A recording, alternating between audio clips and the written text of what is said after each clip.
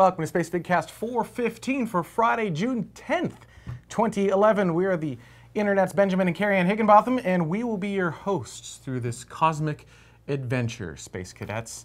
Adventure, absolutely. In the opening, the slightly modified opening that we had, that was the Unreasonable Rocket launch. That didn't work right, did it? Unreasonable Rocket is the name of the group, right? And they were part of the Northrop Grumman Lunar Lander Challenge, which has been renamed to the Northrop Grumman Lunar Lander X Prize Challenge? Yeah, something like that. So it's like the third or fourth time they've renamed it. NGLLC XPXCRTY. Yeah, something like that. And this, I wanted to start off the show. We talk a lot about new space companies such as SpaceX and Orbital and Blue Origin and companies like that. Right. Because, we do kind of think they're the future, and they're doing some cool, fun things with the Falcon rockets and whatnot. But frankly, you don't have to be a giant company that spends billions of dollars to do this stuff.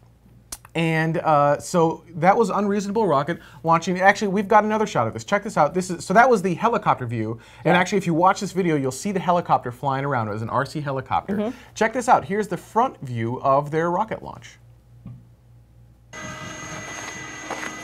That's good.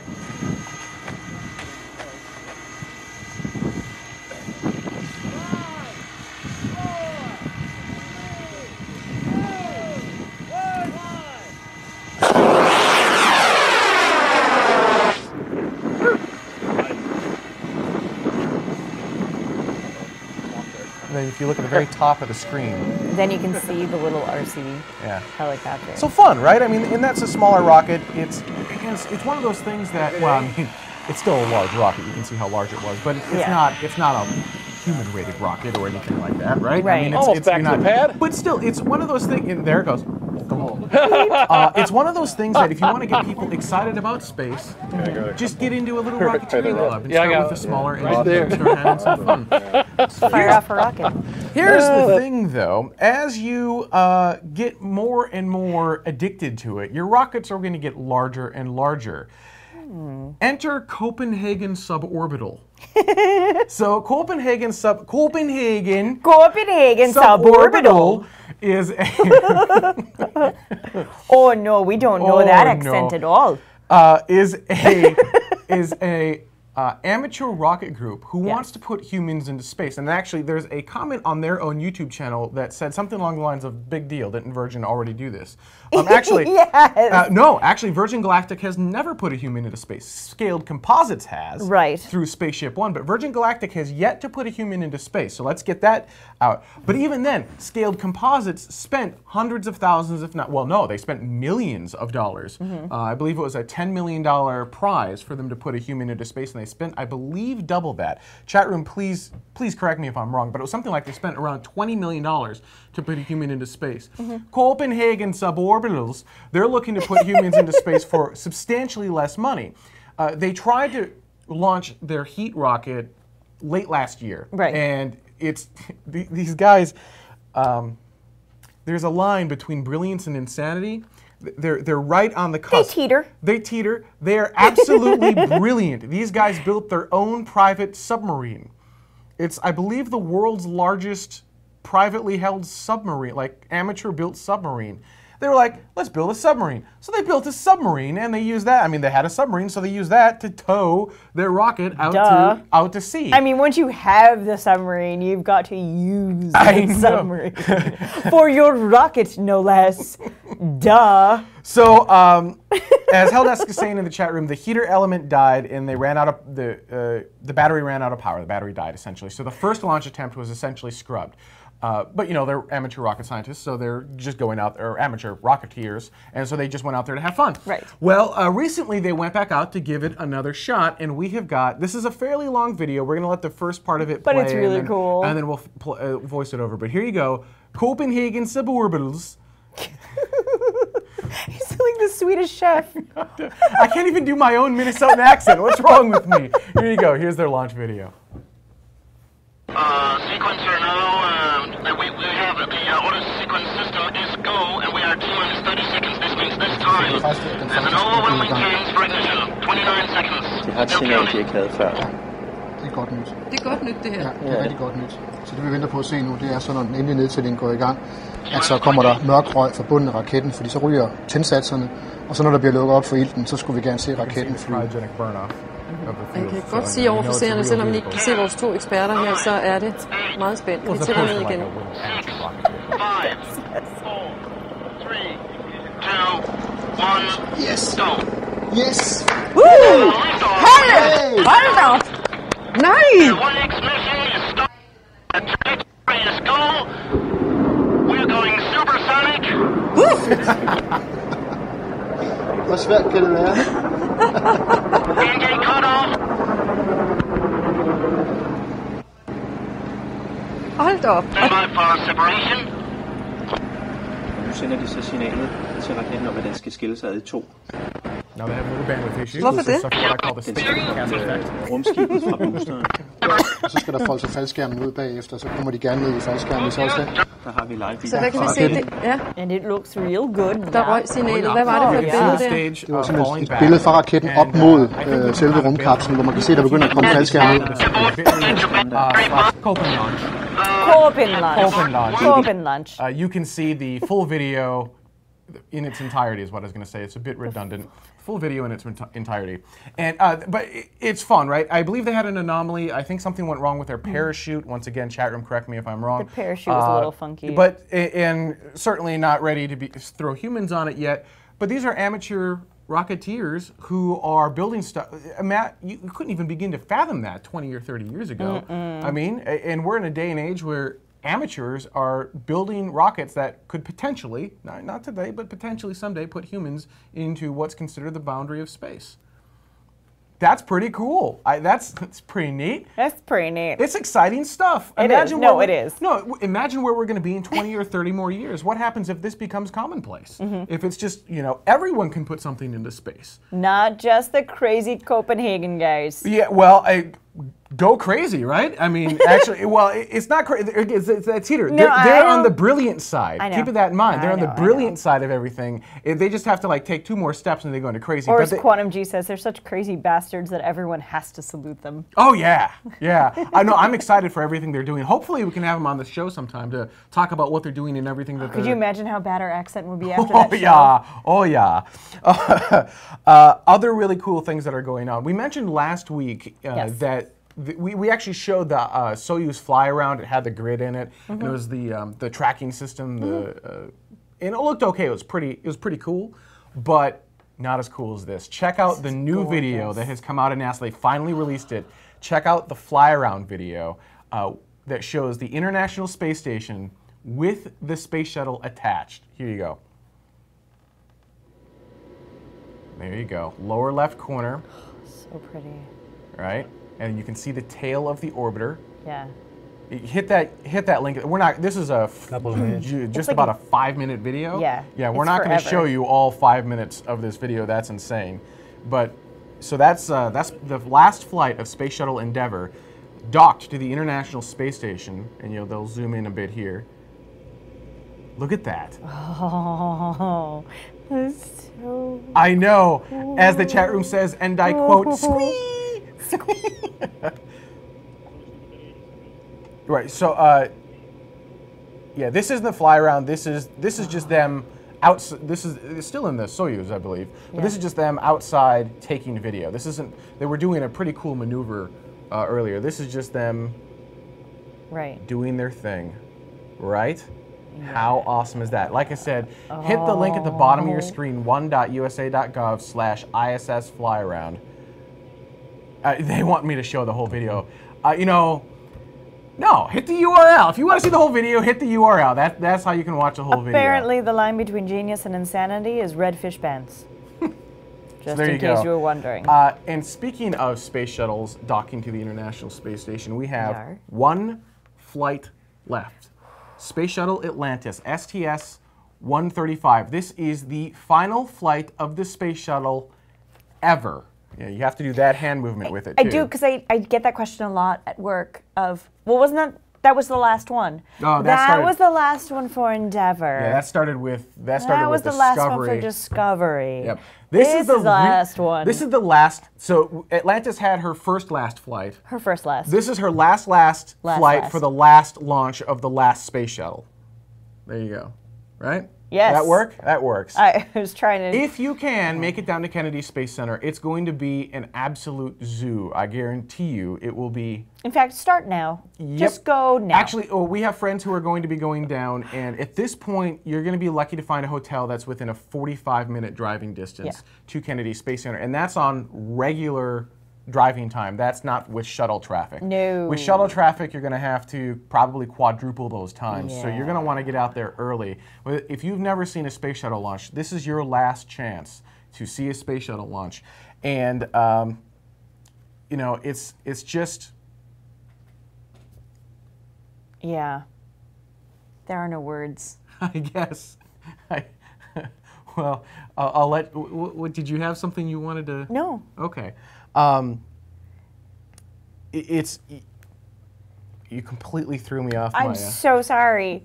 At least the 45 minutes thing, that's kind of, you're getting into Walt Disney territory, and there's lots of hotels there. Oh, I suppose. So the chances of you finding a hotel in that area are decent because, I mean, it's July, it's hot. It's after July 4th, at least, so that you don't have to worry about that kind of stuff.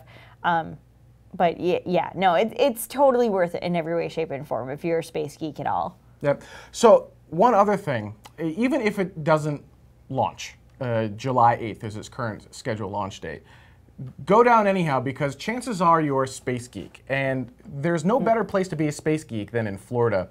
And I'll tell you why. You just mentioned Disney, staying at Disney. That's not actually a bad idea. Disney has got some great rides for space geeks. Mission Space, I believe it's 2.5 Gs in their centrifuge. It's just a fantastic, all-encompassing ride that makes. Well, even if you can't do the spinny roundy one, they do can have do a the different green one. line, Yeah. right? So they have a non-centrifuge version. So if you're worried about spinning, you don't have to. You don't feel the same G-forces, but you can you still experience the ride. Then they have Still a fun ride. If you want to feel 2.5 Gs pushing down on your body, they have that's a lot of fun. And then they've got a lot of space. You know, Walt Disney always had a bunch of stuff with space. So they have a lot of space all throughout Disney. And it's just kind of a fun place to go. And I would love to hang out with some Tweeple after STS-135. And of course, you cannot forget they have just reopened Star Tours, which means go to Hollywood Studios and just get on the ride over and over and over again because, frankly, we're all geeks. And yes, we love space shuttles, and that's going to be a lot of fun, but we like space in general, too, and we like sci-fi, and we like the Star Wars side of it. We love the real-life side of it. We love the simulated Mars tour side of it. All of it's fun. So even if you go down, and even if Space Shuttle Atlantis doesn't launch on the 8th because of weather, because of technology, because there's a boat in the range, and you laugh, that's happened, you know, even if anything scrubs the launch, you still have an opportunity to go down to Disney, have some fun, and frankly, we'd love to hang out with some Tweeple and just go on Star Tours over and over and over and over and over again.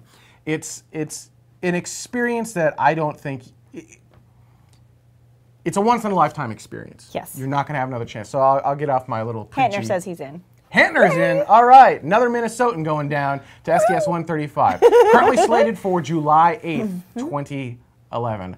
On that note, we're going to take a quick break. And when we come back, more awesome spacey geekery. Be right back.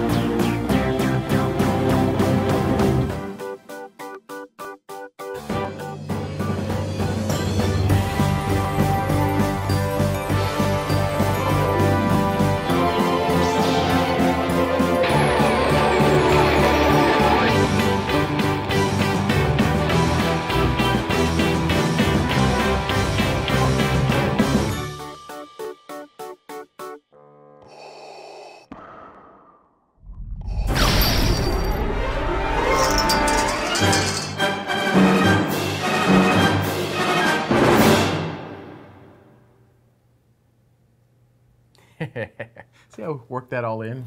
Yeah, it's almost like we planned it. Before we get into the rest of the news stuff, a couple of favors to ask from the community, as it were.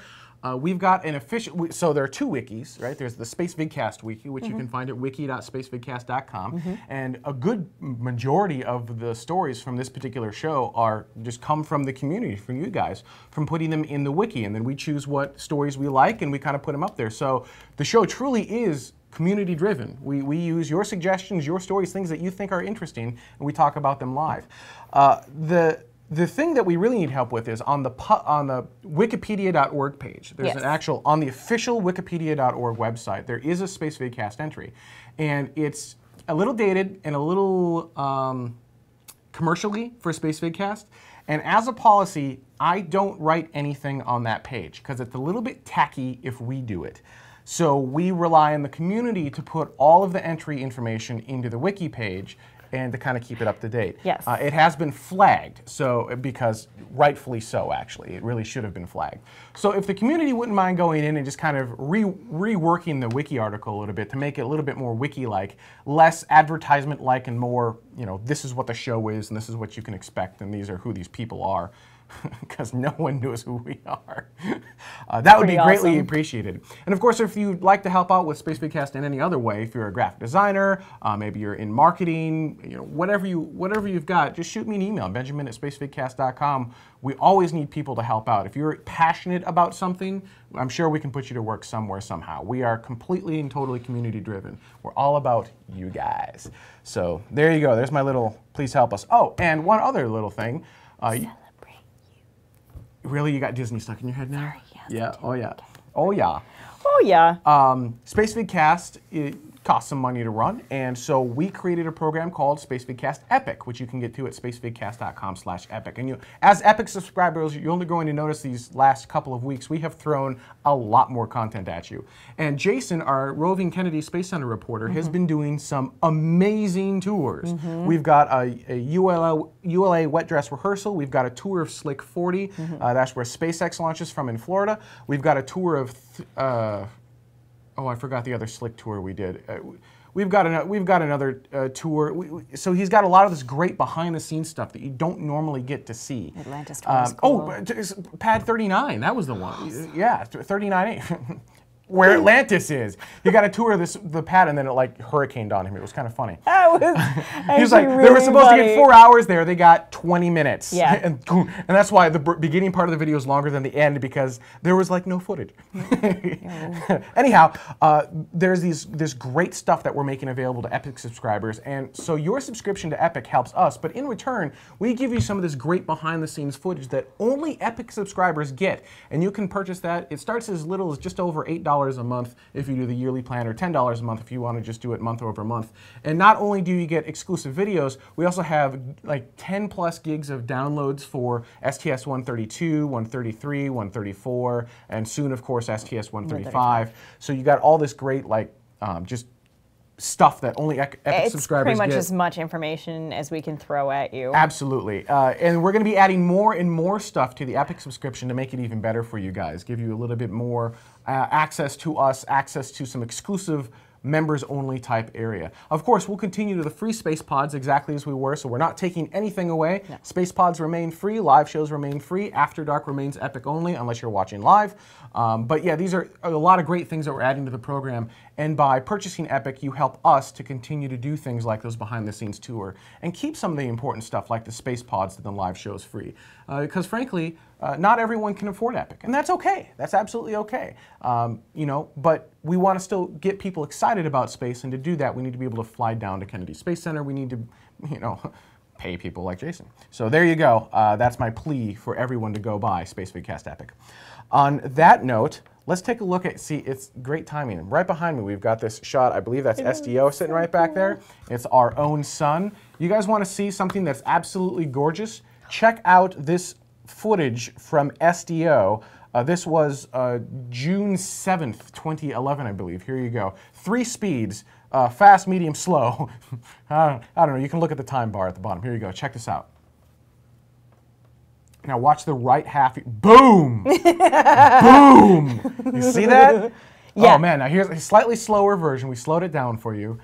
Boom. That it's just huge, and you can see it come back. It just goes right back. Now this has really no impact on space weather, which can affect satellites and stuff here on Earth. Here, look at this. It's just beautiful. So really, cool. It's just beautiful. Is It what is it really beautiful. comes down to. So no In a impact very on space weird weather. way. That wasn't pointed towards Earth, but it was ginormous and caught by the SDO, which is the Solar Dynamics Observatory. Launched a couple years ago now. I think we actually covered that launch. Go SDO. Yeah, and as Saturn Girl is saying, that's incredible. Right? And yeah. Crazy. You see that and you're like, wow. It's actually one of those things I've always wanted to do on Spacevidcast is have a space weather segment. So maybe we should get someone from like spaceweather.com on or something like that. But yeah, I just thought that was an amazingly beautiful clip. Tave says February 2010.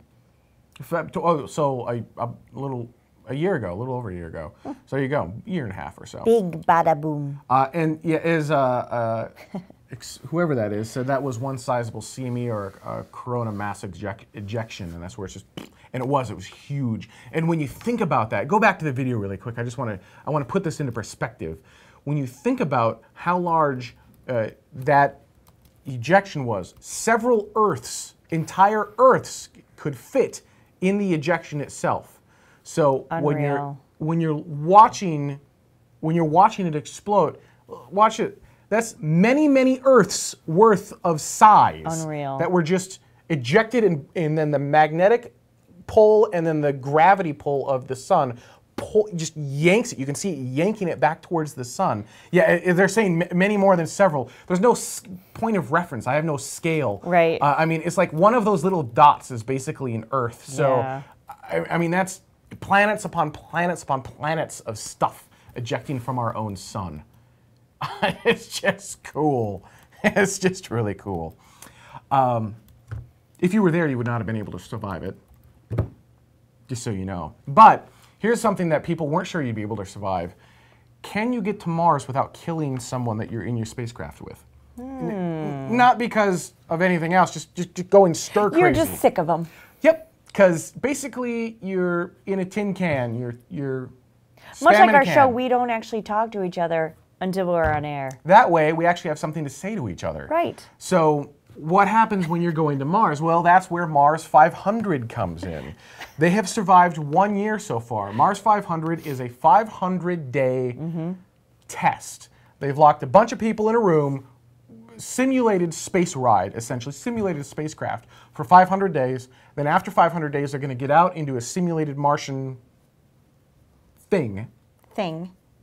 Did I get that right, or is that no? Because it's actually all part of the 500. Doing the Mars thing. Yeah, so it's all part of the. It's not after 500. It's the 500 days. But they've been there for 365 so far. Like I think it's 367 at this point, and they only have 5 more months to go, which is pretty impressive. An ESA video.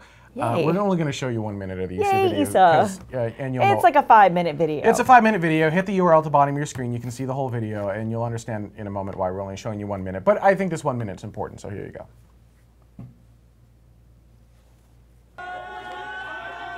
On the 3rd of June 2010, while most of us were planning our summer holidays, 6 men were getting ready for a very different experience. 520 days of isolation in space. Now, 1 year after the Mars 500 experiment began, the 2 European crew members are doing better than anyone had expected. Well, after 1 year inside our house, I'm feeling good.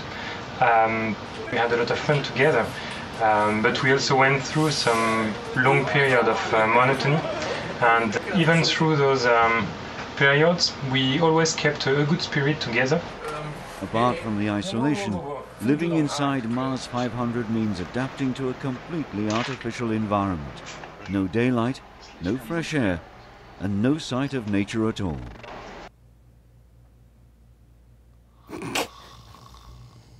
Oh, sorry. Didn't realize we were back. We're back. Hi. How are you? Well, you get the basics at least. I do not understand why government space agencies have to make their videos so boring, and they choose the voice that talks like this the entire time. I suppose if we got to see them make crazy faces like that, it'd be more fun. Exactly. Okay. Someone in the chat room mentioned while we were watching the video that we should get them, because you can do video feeds, we should get them on air on Spacevidcast. The thing to remember is, as they get closer to Mars, they simulate the delay. Yep. So we would ask them a question, and then 7 minutes later, it depends on what delay they're simulating, but 7 to 14 minutes later, that's when we get a response. That would make for a really weird show. That would be awesome! It would not be awesome. No. Science is calm, says the chat room. No. Yeah. Just Carl Sagan. Oh, I love Carl Sagan. And let's close out this show with some Tweety Birdie picky mail. The Tweety Bird left us a mail. No. Yeah. I taught? No, on the Tweety, on the Twitters, on the Tweety. On the tweet mail. On the tweet mails. Okay. So one thing you can do is you can ask us questions via Twitter, at Space Questions or at Spacevidcast, either one works. And ideally, you'd send us your question via video. For example, here's a viewer question. Hi, my name is Chloe. And why does boosters get separated, and where do they go? So Chloe has asked us. Hi, Chloe. Hi, Chloe. Super cute. Has asked us, why do the boosters get separated from the space shuttle? Or actually, many different rockets do this. This is true. So why do they separate the boosters, and then where do they go? And the answer to that question is that the boosters only have about 2 minutes worth of fuel in them. And so once that fuel is gone, they don't want to carry the extra weight of those boosters, which is very, very heavy. They don't want to continue to have to carry that into space. Even though they're empty, so they've served their purpose, as it were, and then they're jettisoned. Exactly. And actually, if you look at the space shuttle, I have a model. Right here. Oh! So close. Almost. So if we look at the side of the space shuttle, we've got, here's one of the boosters. This is the solid rocket booster, and this has solid fuel in it. And then this orange thing is the external tank. I love how I use a Lego model to show off the space shuttle. This is the external tank. What we had available. This has the liquid fuels in it. So both of the boosters and the external tank, all of that will actually get ejected from the vehicle at certain times. So the boosters, they leave at about 2 minutes in. And you asked, where do they go? Well, we have some video for you of that as well, so check this out. So here we see the booster. This is actually a camera sitting on one of the solid rocket boosters, and in a moment, it's actually going to eject from the vehicle, and you see the vehicle continue, the space shuttle continues off into space. It's got about 6 more minutes left in its journey, and you can see the other booster kind of off to the right side of the screen, and at this point, it's going to begin tumbling back down to Earth. And this is a 4-minute video. We may not get all the way through the entire video, but basically what's going to happen is this booster is going to continue to fall back down to Earth. At some point, a parachute is going to deploy from the booster, and it's going to fall into the ocean. At that point, recovery teams are going to come grab the booster, and they're going to reuse the booster for future missions. Now, assuming there were future space shuttle missions. So they recover it with boats, yes? Yes. They go down, and they get it onto the boat, and then they... Well, they drag it behind the boat. Oh, I suppose they drag it behind, and they get it all the way... Because KSC, the shuttle...